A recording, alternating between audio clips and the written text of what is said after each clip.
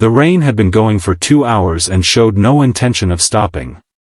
The diner on the corner of Aldwell Street was the kind that had been there longer than anyone working in it could remember, the kind with brown booths and laminated menus and coffee that came in paper cups without being asked, and a bell above the door that rang every time someone came in from the wet and brought some of the night in with them. A man and his son were in the booth by the window. The man's name was Nate. He was 40 years old, and he had the build of someone who worked with his hands and the face of someone who had been tired for a while and had made peace with it. His son was 8 years old and named Theo, and was currently eating a plate of eggs and telling his father about something that had happened at school involving a frog and a fire drill that had occurred simultaneously, which Theo considered the most interesting thing that had happened to him in recent memory. Nate was listening. Not halfway listening, not the kind of listening that looks like listening while something else runs underneath it.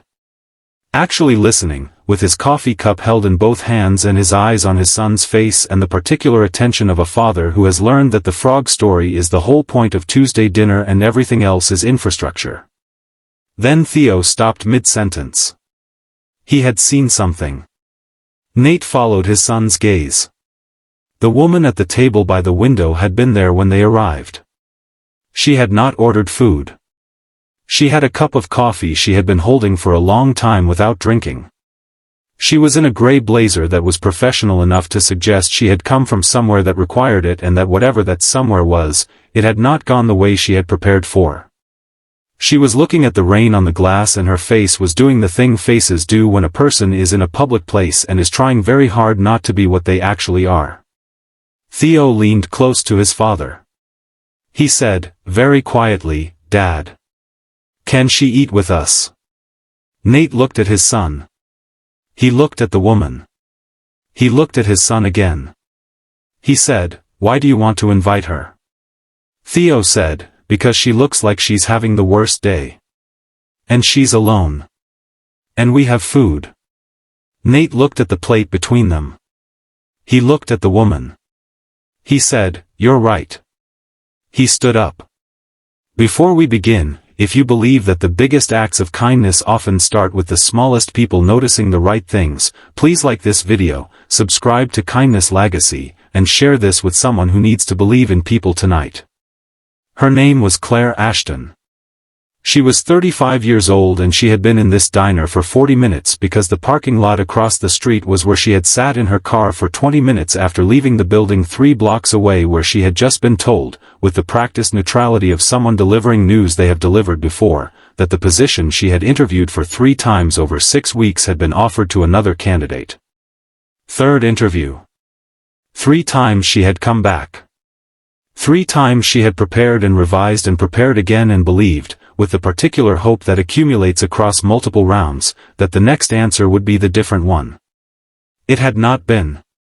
She had driven to the parking lot because she needed to not be on the road while she processed the information. She had sat in the car for 20 minutes and had not cried, which was not because she did not feel like crying, but because she had a theory that crying in parking lots was where dignity went to negotiate, and she was trying to keep her dignity in one piece until she got home. Then the rain had intensified to the point where driving felt inadvisable, and she had come into the diner and ordered coffee and sat by the window and watched the rain and thought about the 3 rounds and the 6 weeks and the particular exhaustion of hoping repeatedly. She had been here for 40 minutes. She had not eaten since 11 in the morning. She had not noticed the man and the boy in the next booth. She noticed the man when he stood up. He walked to her table. He stopped beside it. He said, "Excuse me. I'm sorry to bother you. My son saw you sitting alone and asked if you would like to join us. You absolutely don't have to. He's 8 and he notices things and he thought it might help. Either answer is fine." She looked up at him. She looked past him at the 8-year-old in the booth who was watching her with the direct, earnest attention of a child who has asked for something and is waiting to find out if it was the right thing to ask. She said, "Your son asked." He said, "It was entirely his idea." She looked at the boy. She looked at the plate of eggs on their table. She said, "I haven't eaten since 11. He said, "We can fix that." She picked up her coffee. She moved to their booth. Theo said, "I'm Theo." She said, "I'm Claire." He said, "Are you okay? You looked sad." She said, "I got some bad news today." He said, "What kind?" She said, "The kind where you work very hard for something and then you don't get it." He nodded seriously. He said, "That happened to me with the spelling bee. I practiced every night for 2 weeks." She said, "What happened?" He said, "I spelled lieutenant wrong. It's a very unreasonable word." She said, "It really is." He said, "But then the next week my teacher put one of my drawings on the wall and said it was the best one. So sometimes you don't get the thing and then a different thing happens." She looked at him. She said, "That is very good advice." He said, "I know. My dad says stuff like that and I try to remember it." Nate said, "I don't remember saying that exactly." Theo said, "You said it in different words." I translated. Nate looked at his son with the expression of a parent who has been summarized by an 8-year-old and found the summary accurate. A kindness tale. The waitress brought a menu and Claire ordered without looking at it for long because she was hungry enough that everything on it was equally right. The rain continued. The diner filled and emptied the way diners do on wet Tuesday evenings, people coming in from the street and leaving when the rain eased and the bell above the door keeping its ongoing record. Nate said, "What was the job?" She said, "Director of Operations at a healthcare nonprofit." Third interview. They went another direction. He said, "Third." She said, "Yes." He said, 3 rounds means they were seriously considering you." She said, 3 rounds means I was seriously considering them. The result is the same. He said, "What did you do between rounds? While you were waiting?" She said, "I kept working. I'm a consultant currently. I took it on after a company I worked for restructured 2 years ago. It's been fine. It's not what I was building toward." He said, "What were you building toward?" She said, "Something with more continuity.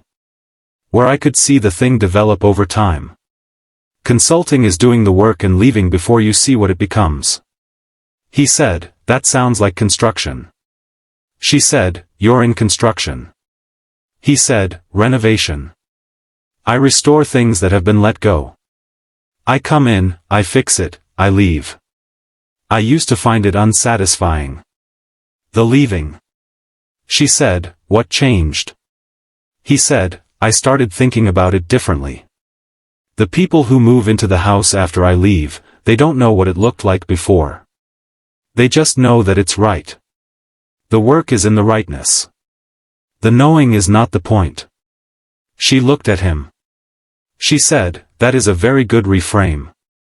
He said, "Theo translated it for me just now, so apparently I've been saying it in different words."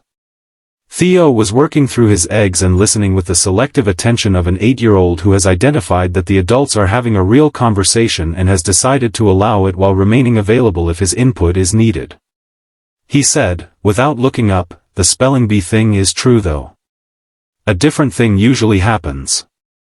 Claire said, "I believe you." He said, "It took like 3 weeks. You might have to wait a bit." She said, "I can wait 3 weeks." He said, "Good." He went back to his eggs. Nate's name was short for Nathan and he had been Nate since childhood and had a son who translated him into clearer language in a renovation business he had built from one contract after leaving a corporate construction firm at 30 because the firm had wanted him to be a version of himself he did not recognize and he had decided that was a reasonable thing to leave for. He had a wife who had left 3 years ago, not dramatically, not with conflict, in the quiet way of 2 people who had been good at being together at one stage of their lives and had grown into people who were better apart. Theo was with her every other week and with Nate the weeks between, and the arrangement worked in the practical sense and in the other sense too, which was that Theo was a child who felt loved by both of his parents and that was the only metric that mattered. He had not been in a diner with a woman in a gray blazer since before Theo was born. He was aware of this. He was also aware that Theo had noticed something he himself had registered and had simply acted on it without the layer of calculation that adults spend years accumulating and that children have not yet been taught to apply. The food came. They ate. The conversation moved in the way conversation moves when the people in it have stopped performing for each other and are just talking, through her work and his work and Theo's account of the frog and the fire drill, which turned out to be a story worth hearing and which Claire received with the full attention it deserved. She told them she had been consulting for 2 years and had a small apartment near the park and was currently between one project ending and another beginning, which was why the director position had felt important, because the space between things is uncomfortable in a specific way when you are 35 and trying to land somewhere. He said, "I know that space." She said, "You do." He said, "I built the business in that space." 3 years between the corporate job and the first real renovation contract where I had no idea what was coming. She said, "How did you get through it?"